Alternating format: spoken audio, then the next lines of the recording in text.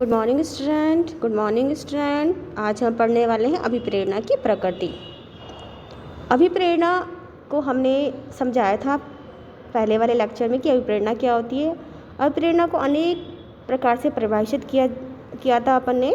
तो अभिप्रेरणा से तात्पर्य उन शक्तियों या आवश्यकताओं से हैं जो कर्मचारी के सदैव संस्था के लक्ष्यों की प्राप्ति हेतु उत्सुकता तथा तत्परता से गंभीर प्रयास करने हेतु प्रेरित करती हैं।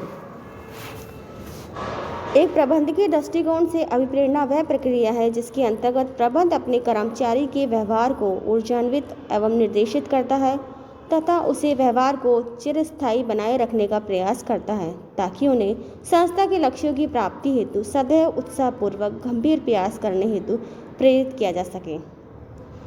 मनोबल व्यक्तिगत एवं समूह व्यवहार है। वह अपने कार्य और कार्य स्थिति के बारे में भावना है। इस प्रकार अभिप्रेरणा मनोबल में प्रकृति, अवधारणा और परिणाम से भिन्न है। अभिप्रेरणा की प्रकृति तथा विशेषता। अभिप्रेरणा की प्रकृति विशेषता में सबसे पहले हम ले रहे हैं अभिप्रेरणा की प्रकृति और विशेषता की जो पॉइंट है वो डिस्कस करने जा रहे हैं। सबसे पहला पॉइंट मैं लेना चाह रही हूँ, अभिप्रेरणा एक सतत प्रक्रिया है। प्रबंध की अभिप्रेरणा एक सतत प्रक्रिया है जो कभी समाप्त नहीं होती है। व्यक्ति के कार्य करने के लिए उन्हें सदैव निरंतर प्रयास करना ही पड़ता है। तो एक ये ऐसा प्रोसेस है जो हमेशा चलती रहती है। मोटिवेट करते रहना चाहिए अपने कर्मचारियों को समय समय पर, और उनसे मोटिवेशन से उनका जो उत्साहपूर्वक जो काम करेंगे तो उसमें बहुत ही एक कंपनी को फ़ायदा होगा। दूसरा पॉइंट है गतिशील एवं जटिल प्रक्रिया। अभिप्रेरणा एक गतिशील एवं जटिल प्रक्रिया है। इसके कारण यह प्रक्रिया मानव व्यवहार से संबंधित जो स्वयं गतिशील जटिल है वह मानव व्यवहार को निरंतर परिवर्तन करती है। इसका तीसरा पॉइंट है अभिप्रेरणा एक निश्चित विधि है। अभिप्रेरणा एक निश्चित विधि माना है और लिखा है कि अभिप्रेरणा एक विधि है जिसकी प्रेरणाओं, उद्देश्यों, इच्छाओं, महत्वाकांक्षाओं, प्रयत्नों और आवश्यकता के माध्यम से मानव व्यवहार को ऊर्जान्वित और निर्देशित किया जाता है। नेक्स्ट पॉइंट है अभिप्रेरणा का धारणा मनोवैज्ञानिक। अभिप्रेरणा की जो धारणा है मनोवैज्ञानिक है। कुछ अपने विशेषज्ञों का मानना है कि यह अभिप्रेरणा मनोवैज्ञानिक है जिसे द्वारा मनुष्य के मस्तिष्क में कार्य के प्रति नई धारणा उत्पन्न होती है। नेक्स्ट पॉइंट है इसका पांचवा, अभिप्रेरणा आंतरिक अनुभूति है। अभिप्रेरणा मानव के अंतर्गत की अनुभूति या आंतरिक अनुभूति है। यह अनुभूति मानव व्यवहार की इच्छाओं और आंतरिक ऊर्जा को असर्जन करती है जिससे वह मानव की एक विशेष कार्य करने या न करने हेतु प्रेरित करती है। इसका 6 पॉइंट है प्रणालीगत प्रक्रिया। अभिप्रेरणा एक प्रणालीगत प्रक्रिया है। ये प्रणाली आंतरिक एवं बाहरी शक्ति से प्रभावित एवं संचालित होती है। आंतरिक शक्ति लोगों के भिन्न उत्पन्न होती है जिन्हें प्रेरणा शक्ति के नाम से जाना जाता है। ये आंतरिक शक्तियाँ लोगों को एक विशिष्ट अनुकूल व्यवहार करने हेतु आकर्षित करती है, इसलिए इसे आंतरिक शक्ति इसमें आती है। इसका 7वां पॉइंट है आवश्यकता की संतुष्टि की प्रक्रिया। अभिप्रेरणा लोगों की आवश्यकता की संतुष्टि की प्रक्रिया है। लोगों की असंतुष्ट आवश्यकता को उन्हें तनाव उत्पन्न करती है, तो उन्हें इसे आवश्यकता की संतुष्टि के रूप में तनाव को दूर किया जा सकता है और उसे मोटिवेट किया जा सकता है। 8वां पॉइंट है ऊर्जावान प्रक्रिया। एक ऐसी प्रक्रिया जिससे एक अलग ही ऊर्जा मिलती है, एक प्रोत्साहित होता है वो व्यक्ति उस काम को करने के लिए। इसका 9वां पॉइंट है सकारात्मक और नकारात्मक। अभिप्रेरणा सकारात्मक नकारात्मक दोनों ही तरीकों से दी जा सकती है।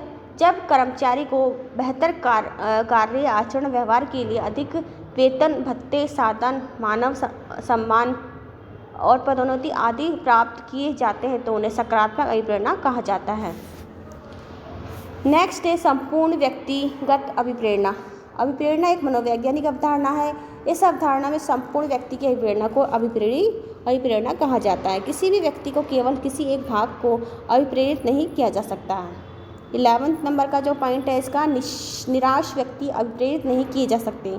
जो लोग अपनी आवश्यकताओं, भावनाओं और लालसाओं, आकांक्षाओं की पूर्ति संतुष्टि में निराश हो चुके हैं उन्हें अभिप्रेरणा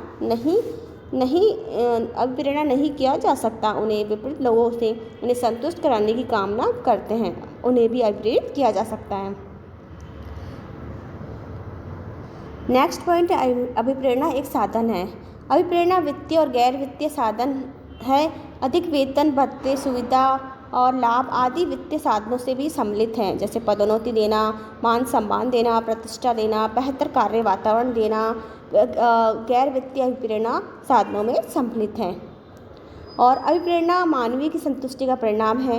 अभिप्रेरणा का यह महत्वपूर्ण लक्षण है कि अभिप्रेरणा स्वतः नहीं दी जा सकती, अभिप्रेरणा हस्तांतरित भी नहीं की जा सकती। अभिप्रेरणा मनुष्य की संतुष्टि को परिणाम स्वरूप स्वतः ही उत्पन्न होती है। इस प्रकार अभिप्रेरणा एक परिणाम है, ना कि कारण। नेक्स्ट पॉइंट मैं लेना चाहती हूँ व्यक्तियों की कार्यकुशलता में वृद्धि। अभिप्रेरणा से कोई भी व्यक्ति इतना मोटिवेट हो जाता है कि वो अपने कार्य की क्षमता को बढ़ा देता है। कार्य क्षमता से उसके कार्य व्यवहार में भी कुशलता आती है। तो अभिप्रेरणा हर व्यक्ति की कार्य क्षमता को बढ़ाती है। नेक्स्ट पॉइंट है इसका गतिशील एवं चुनौतीपूर्ण कार्य। अभिप्रेरणा कार्य सर्वाधिक गतिशील और चुनौतीपूर्ण कार्य है। ये किन्हीं विशिष्ट भौतिक यंत्रों एवं तकनीकों को पूरा नहीं किया जा सकता है। ये कार्य मानव व्यवहार को समझने के उपरांत ही पूरा किया जा सकता है, किंतु मानव व्यवहार की परिवर्तनशील है, अतः उसे समझने से ज़्यादा चुनौतीपूर्ण कार्य कोई ही नहीं हो सकता। अतः अभिप्रेरणा स्वतः अत्यंत गतिशील और चुनौतीपूर्ण कार्य है। नेक्स्ट पॉइंट है प्रबंध की सफलता के कारण एवं परिणाम। अभिप्रेरणा प्रबंध की सफलता के कारण एवं परिणाम दोनों ही हैं। प्रबंध की सफलता कर्मचारी को अभिप्रेरित करने पर निर्भर करती है और सफल प्रबंधक ही कर्मचारी को सही ढंग से अभिप्रेरित कर सकता है। नेक्स्ट पॉइंट है अभिप्रेरणा और मनोबल एक नहीं है, मतलब अभिप्रेरणा और मनोबल में अंतर है, यहाँ पर ये मानना है। कई बार ये भ्रम होता है कि अभिप्रेरणा मनोबल, अब कई बार ये मानना होता है कि अभिप्रेरणा तथा मनोबल एक ही है, कि दोनों शब्द पर्यायवाची हैं, किंतु ऐसा नहीं है। इन दोनों शब्दों में अंतर है। अभिप्रेरणा कार्य के प्रति प्रेरित करने की प्रक्रिया है, जबकि मनोबल कार्य करने की इच्छा है। मनोबल क्या होता है? कार्य करने की तो इच्छा होती है, लेकिन अभिप्रेरणा कार्य के प्रति उसे प्रोत्साहित करने की इच्छा है कि वो उससे कार्य करवाए। और मनोबल उसमें खुद में व्यक्ति में कार्य करने की इच्छा होती है, तो वो खुद करता है, वो उसे मनोबल कहते हैं। तो नमस्ते। तो आज के लिए नेक्स्ट जो है इसका मैं इसमें बताना चाह रही थी कि अभिप्रेरणा वह कारण है जो व्यक्ति का कोई कार्य करने अथवा ना करने से प्रेरित की जा सकती है, और मनोबल किसी व्यक्ति या व्यक्ति के समूह को उसके कार्य के प्रति मनोनीत या व्यवहार है। तो बच्चों, आज के लिए मैंने आपको अभिप्रेरणा की प्रकृति के बारे में समझाया। आज के लिए इतना ही। धन्यवाद।